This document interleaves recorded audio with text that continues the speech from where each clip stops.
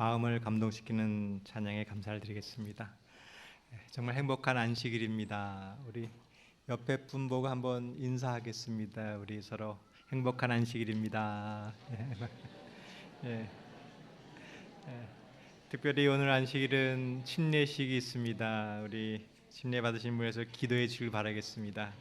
우리 아침에 소개를 못 해드렸는데 오늘 침례를 받으신 우리 김현승 성도님의 어머니께서 아드님의 침례를 축하하기 위해서 오셨습니다. 잠깐 어디 계신가요? 예, 잠깐 환영합니다. 예. 우리 김기호 성도님께서 우리 방문해 주셔서 잠깐 손 좀 들어주시고 어디 계신가요? 예, 환영합니다. 예. 또 저희 교회를 찾은 모든 분들에게 또 하나님의 축복이 있길 바라겠습니다. 한 가지 광고 말씀은 다음 안식일에 주말 부흥회가 있습니다. 엄보성 목사님을 강사로 금요일과 안식일에 귀한 말씀을 듣겠습니다. 우리 많이 참석하셔서 은혜로운 시간이 되길 바라겠습니다. 오늘은 침례의 의미라는 제목으로 우리 두 번째 침례에 대해서 그 의미를 알고자 합니다. 한 사진이 있는데 혹시 이게 뭔지 아십니까? 이 하얀 물체가 뭔지 아세요? 이게 껌입니다. 그냥 껌이 아니라 누군가가 씹다가 버린 껌입니다. 누가 씹다가 버린 껌이었냐면 이 할아버지가 씹다가 버린 껌이었습니다. 이분이 누구냐 하면 영국의 세계적으로 유명한 축구 감독입니다. 알렉스 퍼거슨이라고 굉장히 유명한 감독이었는데 이분이 마지막 감독으로서 은퇴 경기를 하다가 씹다가 버린 껌을 한 축구 팬이 가서 이 껌을 수집해가지고 이것을 경매에 붙였습니다. 혹시 이 껌 값이 얼마 정도쯤 될지 아십니까? 여러분 이 껌을 하면 얼마 정도 될 것 같습니까? 경매에 붙였는데 6억 원, 6억 6천만 원에 되었습니다.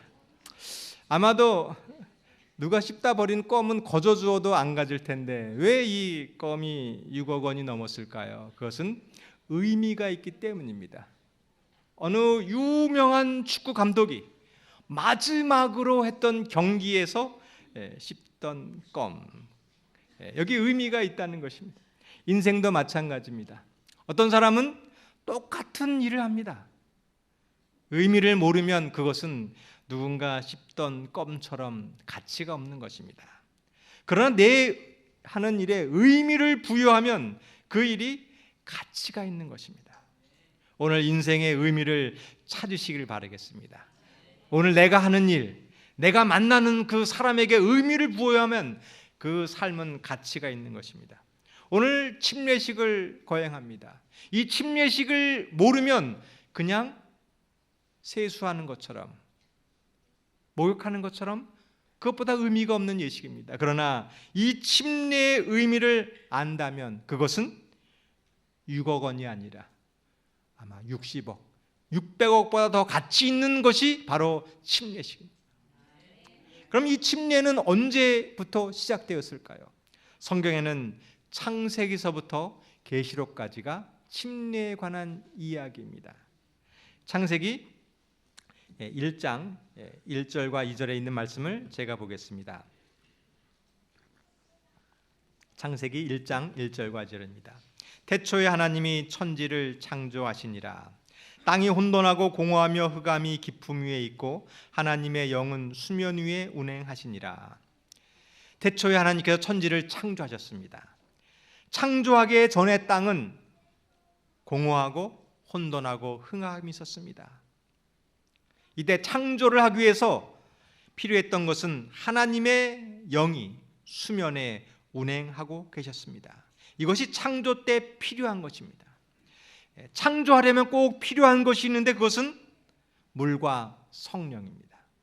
성령이 운행하셨다는 것은 마치 독수리가 새끼를 보호하는 것처럼 날개를 펄럭거린다는 뜻이 운행하셨다는 것입니다. 성령님께서 움직이고 계셨습니다. 그때에 우리의 삶이 혼돈과 공허와 흑암 속에서 새로운 의미를 찾게 되는 것입니다. 내 삶의 의미를 찾기 위해서는 먼저 물과 성령이 필요한 것입니다. 하나님께서 이렇게 명령하십니다. 창세기 1장 9절과 10절입니다. 하나님이 이르시되 천하의 물이 한 곳으로 모이고 묻이 드러나라 하시니 그대로 되니라. 하나님이 묻을 땅이라 부르시고 모인 문을 바다라 부르시니 하나님이 보시기에 좋았더라. 창조전에 이 세상은 혼돈한 세상이었습니다. 암흑의 세상이었습니다. 그때 하나님께서 성령과 물로서 지구가 탄생된 것입니다. 물 속에서 땅이 나온 것입니다. 이것이 바로 침례인 것입니다. 혼돈과 흑암에서 질서와 생명으로 변화된 것입니다. 오늘 우리 삶 속에서 이 의미를 찾게 되기를 바라겠습니다.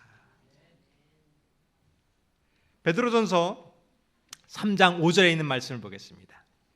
이는 하늘이 옛적부터 있는 것과 땅이 물에서 나와 물로 성립된 것도 하나님의 말씀으로 된 것을 그들이 일부러 잊으려 함이로다. 땅은 물에서 나왔습니다. 하나님께서 말씀으로 창조하셨습니다. 생명은 하나님께서 창조하신 것입니다.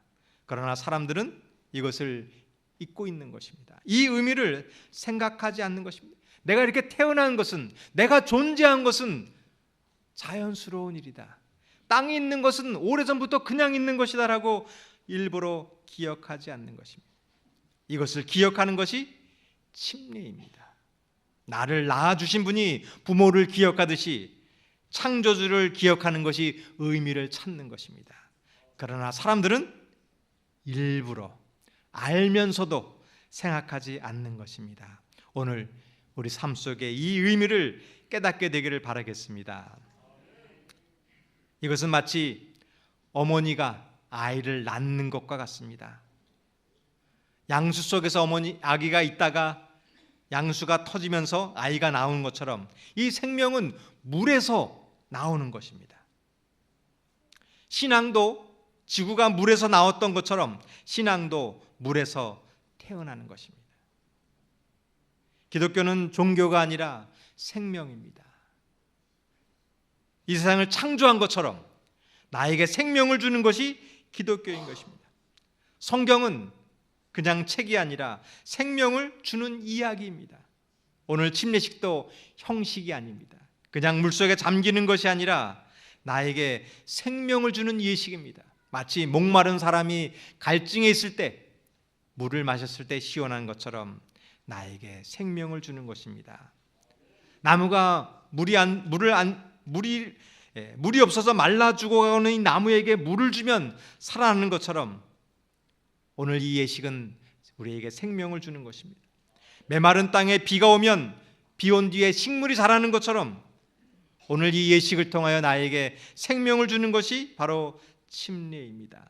오늘 이 예식을 통하여 이 안식을 통하여 생명을 얻으시기를 바라겠습니다. 목사님 저는 살아있는데요. 이런 거 필요 없이도 잘 살 수 있는데요. 교회 안 나와도 살 수 있는데요. 일부러 잊지 마시기를 바라겠습니다. 오늘 이 음성을 귀 기울여야 돼요. 우리 인생은 살아있지만 아마도 80, 90이 되면 우리의 인생은 이렇게 영원하지 않는다는 것입니다. 생명이 필요합니다. 요한복음 3장 5절에 이렇게 얘기했습니다. 예수께서 대답하시되 진실로 진실로 내게 이르노니 사람이 물과 성령으로 나지 아니하면 하나님 나라에 들어갈 수 없느니라. 우리는 다시 태어나야 됩니다. 거듭나야 됩니다. 물과 성령으로 태어나지 않는 사람은 이 땅에 살아있지만 사라지고 말 것입니다. 그러나 물과 성령으로 태어난 사람은 창조 때에 주었던 그 생명을 얻을 수 있는 것입니다. 물과 성령으로 태어난 사람은 죄로 잃어버렸던 죽었던 그 생명에서 새 생명을 얻는 것입니다. 이것이 바로 침례식입니다. 오늘 물과 성령으로 새 생명을 얻으시기를 바라겠습니다. 그러나 그러기 위해서는 해야 될 일이 있습니다. 물과 성령으로 거듭나기 위해서 전에 해야 될 일은 출애굽기 13장 18절입니다. 그러므로 하나님이 홍해의 광야길로 돌려 백성을 인도하심에 이스라엘 자손이 애굽 땅에서 대열을 지어 나올 때에 우리가 구원받기 위해서 거듭나기 위해서 해야 될 일은 먼저 애굽 땅에서 나오는 일을 해야 하는 것입니다. 애굽은 이 세상을 상징하고 있습니다. 우리 성도 여러분, 오늘 이 애굽에서 세상에서 나오기를 결심하시기를 바라겠습니다. 예전에는 하나님 없는 삶을 살았습니다. 애굽은 내 마음대로 하는 삶이었어요. 내 욕심대로 하는 것이었고 내 고집대로 하는 것이었고 정욕대로 하는 삶이었습니다. 여기서 나오시기를 바라겠습니다. 이 애굽의 삶을 끊으시기를 바라겠습니다. 오늘 한 여인과 결혼한다는 것은 이 세상에 있는 모든 여인을 포기한다는 뜻입니다. 오늘 하나님과 새 생명을 얻는다는 것은 이 세상과의 관계를 끊는다는 것입니다. 오늘 침례 받으신 분들 이 결심을 하시길 바라겠습니다. 우리 침례를 받으신 분들은 이제 세상에 나오셨습니다. 그러면 다시 돌아가지 마시길 바라겠습니다. 이 광야의 길이 힘들다 할지라도, 재미없다 할지라도, 목마른다 할지라도 다시 돌아가지 마시기를 바라겠습니다. 하나님께서는 이스라엘 백성들을 출애굽하셨는데, 애굽에서 이끌어내셨는데 그 백성들을 홍해 광야길로 인도하셨습니다. 이스라엘 백성들은 애굽으로 가는 좋은 길이 있었습니다. 넓은 길이 있었습니다. 근데 그 길을 돌리셨어요. 그 길로 가지 말고 홍해 광야길로 돌리셨습니다. 왜 그러셨을까요? 홍해란 무엇일까요? 홍해란 막다른 골목입니다. 이스라엘 백성이 가다 보니까 바다가 나오는 거예요. 갈 수가 없는 길이 나옵니다. 밑에는, 아래쪽에는 높은 산이 있어서 이 산을 넘어갈 수도 없고 앞으로 갈 수도 없고 뒤에는 애굽 군대가 쫓아오는 것입니다.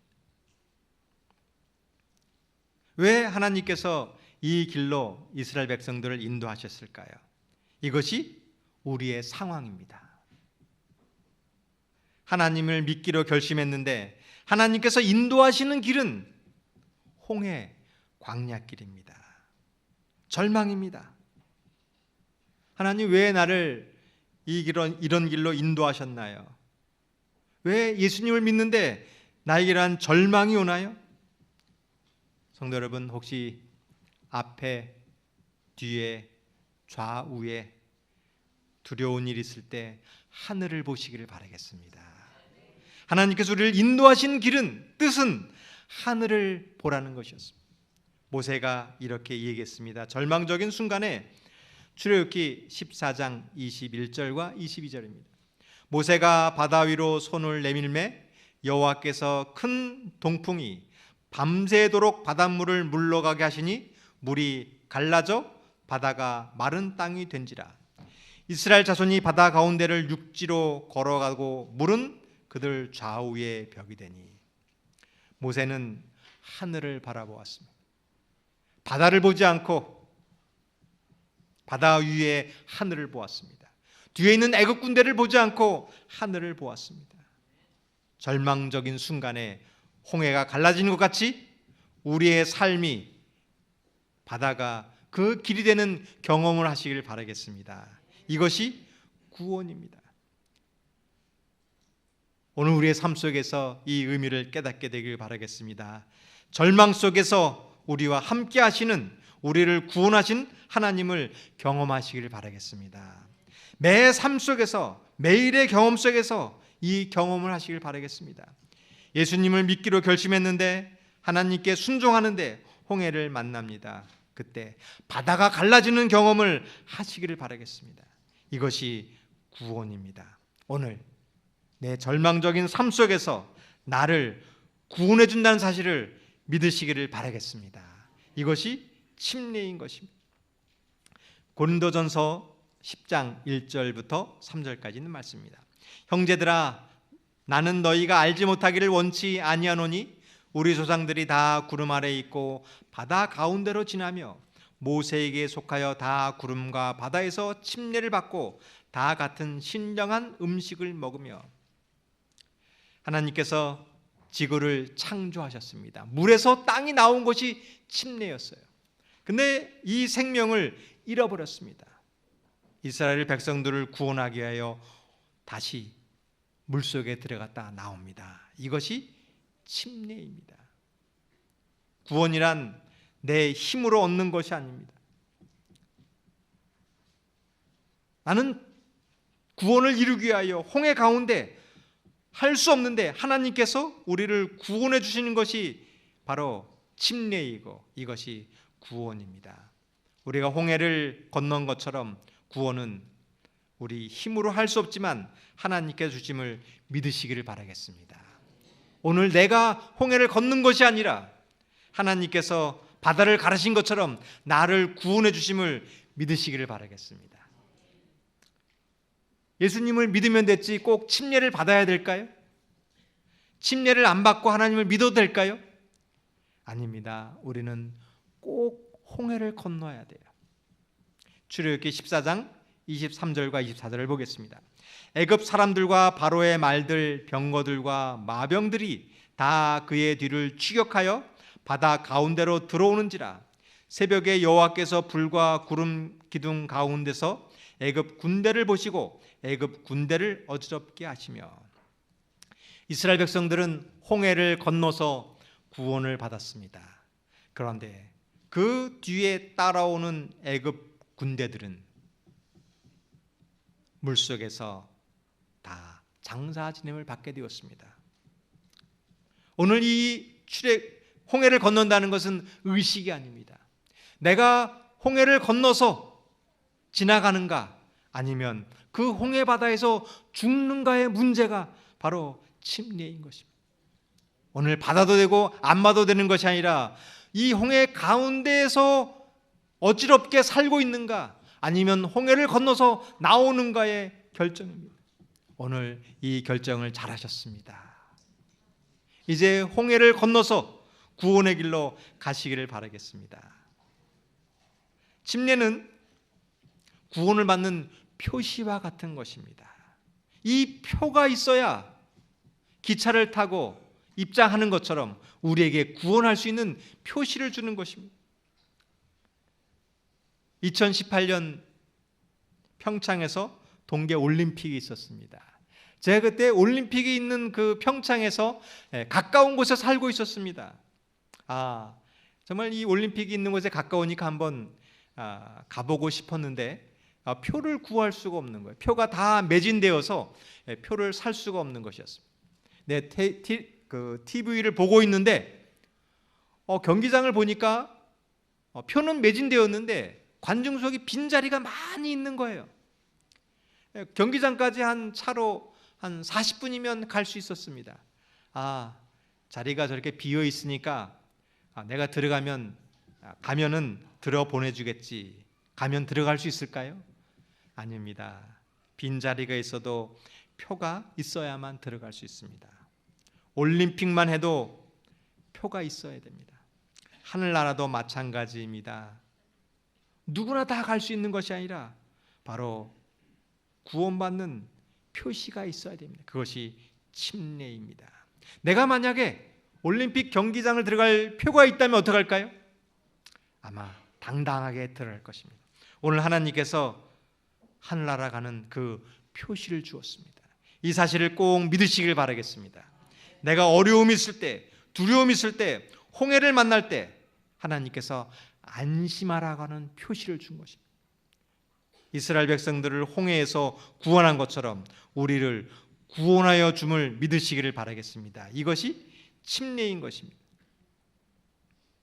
또한 침례란 결혼식의 신혼여행과 같은 의미가 있습니다. 여러분, 결혼식을 했는데 신혼여행을 꼭 가야 되나요? 안 가도 결혼을 할 수 있습니다. 그러나 신혼여행은 아름다운 추억을 주는 것입니다. 오늘 이 자리에 그 신혼 부부가 앉아 계시네요. 결혼한 지 얼마 되지 않았는데 제가 볼 때마다 그 표정이 너무나 아름다운 거예요. 오늘 우리에게 이러한 추억이 필요합니다. 하나님을 믿으면서 아름다운 추억이 필요한 것이, 그것이 침례인 것입니다. 오늘 이 침례식을 통하여 신혼 여행한 것처럼 하나님을 사랑을 깨닫게 되길 바라겠습니다. 이스라엘 백성들이 홍해를 건넜습니다. 그리고 이렇게 노래를 부르는 것입니다. 이때 출애굽기 15장 1절 2절입니다. 이때 모세와 이스라엘 자손이 이 노래로 여호와께 노래하니 일렀으되 내가 여호와를 찬송하리니 그는 높고 영화로우시며 말과 그 탄자를 바다에 던지셨음이로다. 여호와는 나의 힘이요 노래시며 나의 구원이시로다. 그는 나의 하나님이시니 내가 그를 찬송할 것이요 내 아버지 하나님이시니 내가 그를 높이리로다. 이스라엘 백성들이 절망적이었습니다. 그때 홍해가 갈라지고 건너서 구원을 받았습니다. 그때 가만히 있을 수가 없는 거예요. 감격과 기쁨에 벅차서 노래를 부르는 것입니다. 할렐루야, 여호와는 나의 힘이시요. 오늘 우리의 구원이 임했습니다. 우리는 가만히 있을 수가 없는 것입니다. 아름다운 결혼식처럼 우리가 구원받았던 표가 있는 것처럼 우리 마음속에 이 기쁨의 노래를 부르시기를 바라겠습니다. 그리고 힘들 때마다 오늘 이 침례식을 기억하시길 바라겠습니다. 신혼여행의 사진을 보듯이 나의 구원을 기억하게 하는 것이 침례인 것입니다. 오늘 이 침례식을 통하여 하나님의 사랑을 꼭 기억하시길 바라겠습니다. 저희 아버지가 있는데 저희 아버지하고는 참 묵뚝뚝한 분이시고 엄한 분이라서 별 기억이 없는데 저와 아버지와 아름다운 추억이 있습니다.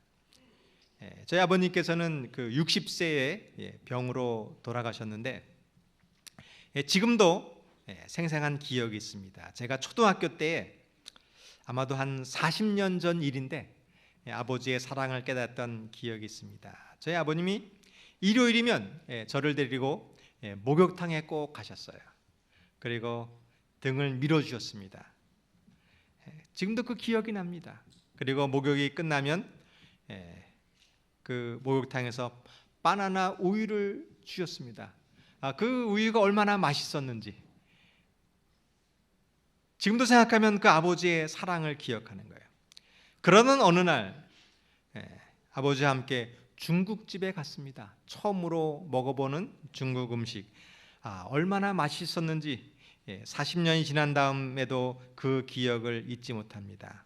오늘 이 침례식이 바로 그 아름다운 추억입니다. 아버지가 나의 몸을 씻어준 것처럼 하나님께서 우리의 죄를 씻어주셨음을 잊지 마시길 바라겠습니다. 그리고 저는 더 큰 기쁜 경험을 했습니다. 제가 자녀를 낳았는데 아빠는 자녀를 낳았는데 할 일이 별로 없습니다. 이 아이들은 늘 엄마만 찾습니다. 이 아빠가 할 수 있는 일이 별로 없습니다. 그러다 어느 날 제가 할 일이 생겼습니다. 엄마는 못하는 일입니다. 그것은 아들을 목욕시켜주는 일입니다. 제 아들이 초등학교에 있을 때 어느 여름에 학교를 갔다 오면 땀이 범벅이 돼서 오는 것입니다. 엄마가 씻어라. 그리고 씻고 나왔는데 목에 때가 여전히 묻어 있는 거예요. 그때 아빠가 씻어줘야 하는 것입니다. 집에 욕조에 물을 받아 놓는 것이 제가 하는 일입니다. 이 욕조에 물을 받는데 이게 굉장한 기술이 필요합니다. 그냥 틀어놓으면 어느 날은 너무나 뜨거워지는 거예요. 또 물을 차갑게 하면 너무나 차가워집니다. 그래서 뜨겁지도 않게 알맞게 하기 위해서는 여러 번 가서 확인해 보는 것입니다. 차가우면 따뜻하게 하고 뜨거우면 차갑게 합니다. 저는 잘 이유를 몰랐는데 아들이 목욕시켜 준다고 하면 그 물을 받는 일이 너무나 기뻤어요. 그리고 욕조에 물을 받고 이제 들어와라 그러면 아들이 목탕에 들어갑니다. 그래서 욕조에서 한참 재미있게 놀아요. 물총 갖고 장난감도 하고 물총으로 쏘고 그 아들이 놓는 모습이 저는 그렇게 행복했습니다. 그리고 한참을 놀다가 들어가서 아들의 떼를 밀어줍니다. 목과 발을 닦아줍니다. 그때 아버지가 생각나는 거야. 아버지 마음이 이렇게 했구나. 우리 여기 아드님들 계시나요? 아드님들 한번 손들어 보시길 바라겠습니다. 정말 효도가 있습니다. 효도는 아버지와 함께 목욕탕 가서 아버지의 등을 믿어드리는 것, 이것이 가장 큰 효도입니다. 오늘 이 의미를 깨달으시면 집에 가서 실천해 보시길 바라겠어요. 저는 아들을 깨끗이 씻기고 나면 이제 아들이 부릅니다. 아빠, 나 이제 나갈래. 그러면 샤워를 시키고 닦아줍니다. 아주 땀에 범벅이 됐던 그 모습이 샤워를 하고 뽀해져서 나오는 그 모습, 이것이 가장 아름다워 보였습니다. 오늘 하나님께서 우리의 죄를 다 씻어 주었습니다. 오늘 하나님께서 하나님 앞에 나와서 목욕을 하고 깨끗이 씻었던 우리 7분의 모습을 보면서 하나님께서 가장 사랑스러워하십니다. 이것이 교회입니다. 오늘 이 자리에 참석한 성도님을 보면서 하나님께서 기뻐하십니다. 우리를 보고 싶어 하십니다. 이리로 와라. 내가 씻겨주겠다. 이것은 목욕만 씻겨주는 것이 아니라 우리의 죄까지, 상처까지, 고민과 걱정과 분노까지 씻겨주시는 것입니다. 오늘 교회에 잘 오셨습니다. 그냥 교회에 오는 것이 아니라 우리의 두려운 마음까지 새 생명을 얻게 되기를 바라겠습니다. 오늘 이 말씀을 통하여 내 고민이 사라지기를 바라겠습니다. 이 침례식을 통하여 나를 구원해 주심을 깨닫게 되기를 바라겠습니다. 더 기쁜 것은 내가 침례받은 것보다 아들을 씻겨주는 것이 더 기쁜 것처럼, 내가 구원받은 것보다 다른 사람을 구원해 주는 것이 더 기쁜 것입니다. 어제 침례식을 준비하기 위하여 이 침례탕에 있는 물을 받기 위해서 준비했습니다. 저는 그 모습을 보면서 왠지 모르게 기뻤습니다. 침례받은 분들을 위해서 물을 받는데 기쁜 것입니다. 이것은 해본 사람만이 아는 것입니다. 마석교회가 좋은 이유가 있습니다. 그것은 바로 아들을 사랑하는 것처럼 침례를 위해서 준비하는 어머니, 아버지가 많은 교회이기 때문입니다. 마석교회는 모든 성도님들이 어머니, 아버지처럼 영혼을 구원하기 위하여 많은 고생을 하셨습니다. 오늘 이 기쁨이 우리 모두에게 있기를 바라겠습니다. 오늘 이 침례식을 있기까지, 한 분을 구원하기까지 많은 분들이 수고하셨습니다. 오늘 이 침례식은 바로 그 수고하신 분들이 가장 기뻐하는 예식인 것입니다. 오늘 한번 우리 얼굴을 한번 보겠습니다. 우리 글로리아 소그룹의 우리 김현승 성도님 한번 일어나 주시겠습니까? 한번 뒤를 돌아봐서 우리 글로리아 소그룹 어디 계신가요? 우리 글로리아 소그룹 수고하신 분들 박수 한번 하겠습니다. 우리 전담 천사 소그룹의 우리 장한서 성도님 한번 일어나시게 우리 박수 한번 쳐보겠습니다. 그다음에 필리아 소그룹의 우리 정현중 우리 학생 한번 일어나시겠습니까? 뒤로 들어주세요. 우리 베레아 소그룹의 최성봉 성도님, 뒤로 들어서 반갑습니다. 에베네셀 소그룹의 우리 신용순 성도님, 미스바 소그룹의 민홍규 박평순 성도님 잠깐 일어나시겠습니까? 뒤로 돌아서